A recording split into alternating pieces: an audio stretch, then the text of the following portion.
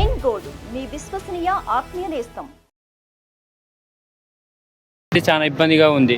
ఇప్పుడు జాబులు చేయాలా, ఏ జాబ్ చేయాలో తెలియట్లేదు. ఇప్పుడు బీఎస్సీ కంప్యూటర్ చేసిన వాళ్ళు, జావా కోచింగ్ తీసుకున్న వాళ్ళు, వీళ్ళంతా చాలా డిఫరెంట్గా కష్టపడుకుంటూ కోచింగ్ తీసుకుంటారు ఫ్యామిలీ ఇబ్బంది వల్ల.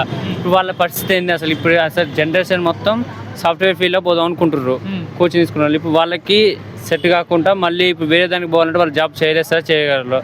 ఇబ్బందులతోటి చాలా లాస్ అయిపోతున్నారు పేరెంట్స్. అంత మ్యాక్సిమంగా ఇప్పుడు సాఫ్ట్వేర్ ఫీల్డ్స్లలో మనకి ఇప్పుడు ఎక్కడెక్కడో ఎక్స్పీరియన్స్ ఉన్న అంటారు, అవి అంటారు. ఉన్న వాళ్ళు ఒకేసారి కంపెనీలో సగం మందిని తీసేస్తారు.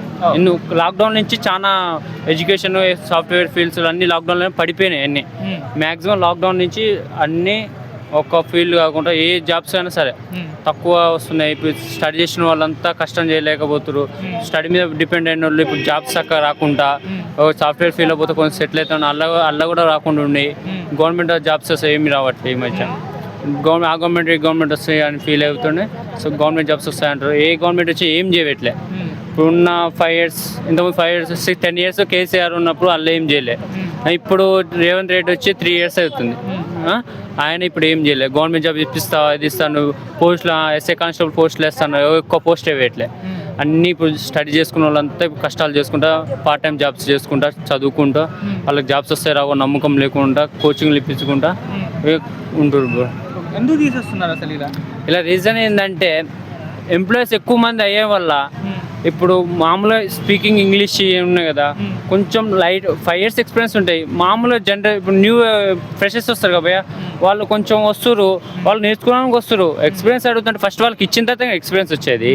వాళ్ళకి ఎక్స్పీరియన్స్ లేనప్పుడు ఫస్ట్ నేర్చుకొచ్చాక ఒక 3 months 2 months చూసి మంచి చేస్తారు, అప్పుడు తీస్తే బాగుంటుంది. కానీ రాగానే ఎక్స్పీరియన్స్ లేదు, జాబ్ చేయాలంటే వాళ్ళు ఏం చేస్తారు, ఎక్కడ పోయి ఎక్స్పీరియన్స్ తెచ్చుకుంటారు. ఫస్ట్ జాబ్ ఇచ్చిన తర్వాత చూసుకునేది.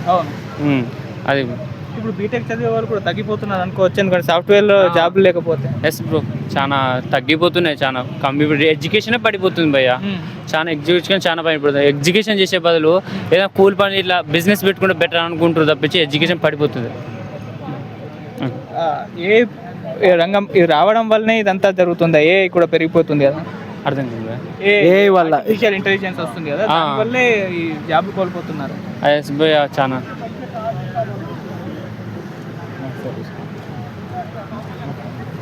ముందు మరి సాఫ్ట్వేర్ రంగం ఎలా ఉండబోతుంది? ముందు సాఫ్ట్వేర్ రంగం మ్యాక్సిమం పడిపోతాయి భయ్య. కంపెనీలు అన్నీ పడిపోతాయి. సాఫ్ట్వేర్ కంపెనీలు చాలా దగ్గరగా ఎవరు ఉండేది. ఇప్పుడు ఎక్కువ మంది చేయట్లే. గవర్నమెంట్ జాబ్స్ రావట్లే. ప్రైవేట్ జాబ్ చేద్దామంటే సాఫ్ట్వేర్ ఫీల్డ్ పోదాం అనుకుంటే వాళ్ళంతా పడిపోతున్నారు.